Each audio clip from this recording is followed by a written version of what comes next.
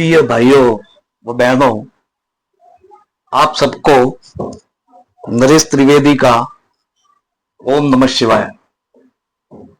नरेश ज्ञान चैनल में आपका हार्दिक स्वागत है। पिछले वीडियो में अपन ने कलयुग की आयु का कड़वा सत्य इसके बारे में जानकारी प्राप्त करी।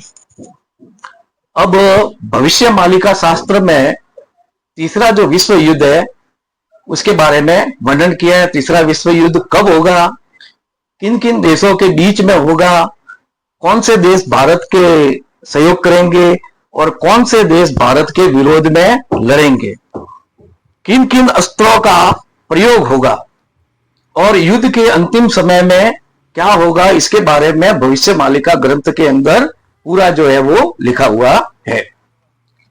भविष्य मालिका शास्त्र के अनुसार जिस समय चीन, पाकिस्तान और भारत के बीच में युद्ध होगा, यानी इन तीनों देशों के बीच में होगा जिसमें चीन और पाकिस्तान एक दूसरे से मिले हुए रहेंगे, भारत और चीन और पाकिस्तान के बीच में युद्ध होगा, तो वही युद्ध जो है वो तीसरे विश्व युद्ध में बदल जाएगा। इसके बारे में भविष्य शास्त्र रुक्मिणी गीता के अंदर भी लिखा है। इसका अर्थ है कि जिस समय मीन राशि पे शनि चलेगा, जब अभी अपन देख रहे हैं मीन राशि पे ही शनि चल रहा है, 2025-26 में चलेगा, उसी समय भारत, पाकिस्तान और चीन के बीच में युद्ध होगा और यही युद्ध जो है तीसरे विश्व युद्ध में बदल जाएगा। फिर मालिका शास्त्र में और क्या लिखा है कि पूरे विश्व के अंदर, विश्व में सब जगह जो है विश्व युद्ध की ध्वनि चलेगी, बजेगी। मतलब पूरा विश्व युद्ध में कुछ ना कुछ चलता ही रहेगा, युद्ध होते ही रहेंगे। उसी समय चीन के साथ में भारत का पहला युद्ध होगा। पहले चीन के और भारत के आपस में युद्ध होगा और उस समय जितने भी सरकारी संस्था में, गैर सरकारी संस्था में जो नौकरी करने वाले हैं, उन सबको नौकरी से निकाल दिया जाएगा और ऐसे समय में चोरी और डकैती बढ़ेगी। लोगों के पास पैसा नहीं होगा तो विश्व में चोरी और डकैती भी बढ़ेगी, बहुत संख्या में बढ़ेगी। और इसी युद्ध में महाभारत का जो महारथी है भूरिश्रवा, महाभारत का महारथी जो तो भूरिश्रवा था, वो भारत के विरुद्ध लड़ेगा चीन के साथ में, चीन के लिए युद्ध लड़ेगा भारत के विरुद्ध भूरिश्रवा। और फिर जो है महाराज शिशुअनंत महाराज ने मालिका शास्त्र के अंदर लिखा है कि यहां पर महापुरुष दृढ़ता के साथ प्रमाण करते हैं कि जिस समय चीन भारत के साथ युद्ध होगा, यानी चीन और भारत के बीच में जब युद्ध होगा, उसी समय पाकिस्तान भी चीन के साथ में आ जाएगा और भारत के विरुद्ध युद्ध थोपेगा और दोनों देश, चीन और पाकिस्तान मिल करके भारत के साथ में युद्ध लड़ेगा। फिर भविष्य मालिका शास्त्र के अंदर क्या लिखा हुआ है और आगे कि पाकिस्तान और चीन जो है वो तो मिल करके आपस में भारत के विरुद्ध लड़ेंगे, लेकिन पाकिस्तान को कहां से मदद मिलेगी? देखो, पाकिस्तान को तुर्की से मदद मिलेगी, ईरान से भी मदद मिलेगी, ब्रिटेन से भी मदद मिलेगी, अमेरिका और 13 मुसलमान देश, उन सब के तरफ से पाकिस्तान को अस्त्र शस्त्र मिलेगी, सेना भी मिलेगी, पैसा भी मिलेगा। यानी पाकिस्तान को इन देशों का सपोर्ट मिलेगा, जिस 13 मुस्लिम देश, तुर्की, ईरान और ब्रिटेन और अमेरिका, और सेना भी मिलेगी, अस्त्र शस्त्र भी मिलेगा, पैसा भी मिलेगा।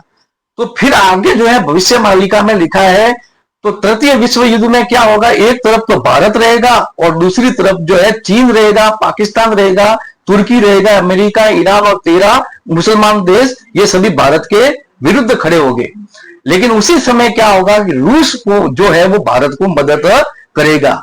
रूस और भारत मिल करके, दोनों देश, रूस और भारत में, रूस हमेशा सहयोग करता आ रहा है और तृतीय विश्व युद्ध में भी ये सहयोग करेगा और ये दोनों मिल करके शत्रु देश के सैनिकों के साथ के डट करके मुकाबला करेगा।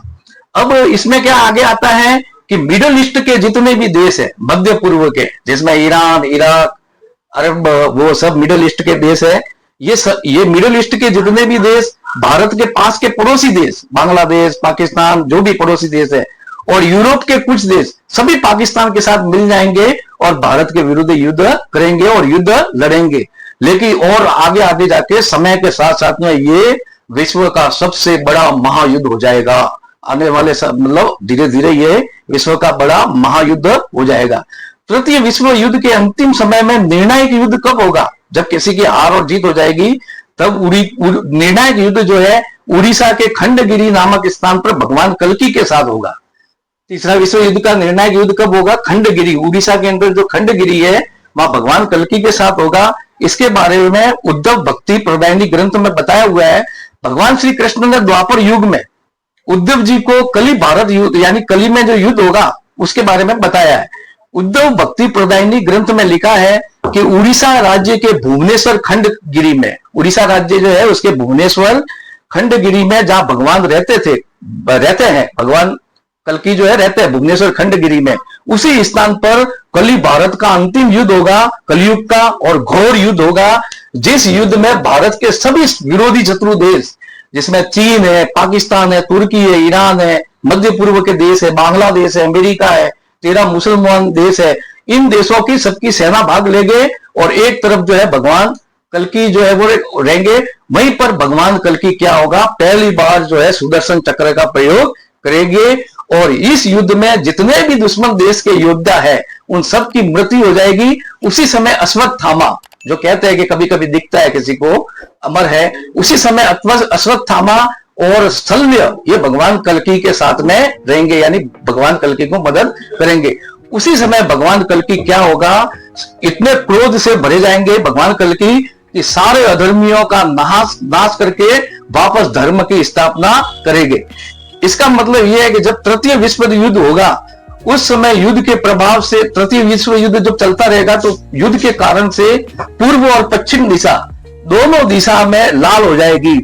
पूरी पृथ्वी के अंदर जो ऊपर जो पूर्व और पश्चिम दिशा है वो लाल में हो जाएगी और बहुत भारत में भी बहुत बड़ा उसी समय तृतीय विश्व युद्ध के समय समर होगा और शासन का कल लगेगा।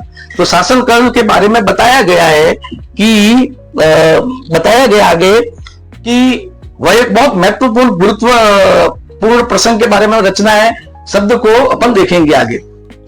तो भविष्य मालिका के अनुसार विश्व युद्ध के प्रमुख निर्णायक देश कौन है? ग्रुप 1 में तो रहेंगे भारत, रूस, जापान, जर्मनी और फ्रांस।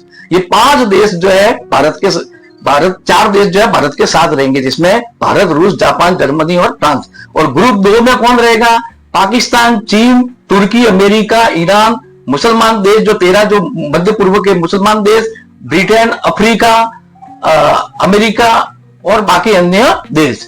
तो महापुरुष अच्युतानंद और उनके जो नित्य हमेशा पंच सखा जो थे उन्होंने मालिका शास्त्र में बताया है कि जिस समय भगवान के अवतार कल्कि महाप्रभु धरती पर आएंगे उसी समय कल्कि भगवान भक्त जितने भी ये संत और सज्जन लोग हैं और उन सब की रक्षा के लिए और धर्म को स्थापना के लिए इस धर्म स्थापना का कार्य जो है धर्म वापस स्थापना करनी है, अधर्म का नाश करके आगे पीछे कर सकते हैं। धर्म स्थापना का समय आगे बढ़ा सकते हैं और पीछे भी कर सकते हैं।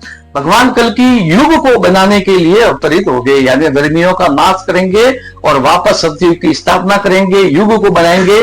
भगवान कल्कि कोटि ब्रह्मांड यानी करोड़ों ब्रह्मांड की जितनी भी परा अपरा शक्ति, करोड़ों ब्रह्मांड की जितनी परा अपरा शक्ति, 8 सिद्धि और 9 निधि, अणिमा, लंगिमा, सभी देवी देवता और सभी लोगों की जो शक्ति है, सभी देवी देवता के पास जो भी शक्ति होगी, लोगों के पास शक्ति होगी, सभी लोगों के पास, और सभी पराशक्ति करोड़ों ब्रह्मांड की 8 सिद्धि और 9 निधि, अणिमा, लगिमा, वो सब भगवान कल्कि के पास रहेगी। और भगवान कल्कि अपनी इच्छा से जो संसार के लिए अच्छा होगा, धर्म के लिए अच्छा होगा और संसार के लिए जो भगवान अच्छा होगा वही जो है वो भगवान करेंगे। तो कहने का मतलब भारत को अपने आप को खुद को मजबूत करना चाहिए, भारत को किसी के भरोसे रहना नहीं चाहिए, भारत को अपनी ताकत खुद मजबूत करना, इतना स्वावलंबी होना चाहिए कि पूरी विश्व का वो सामना कर सके।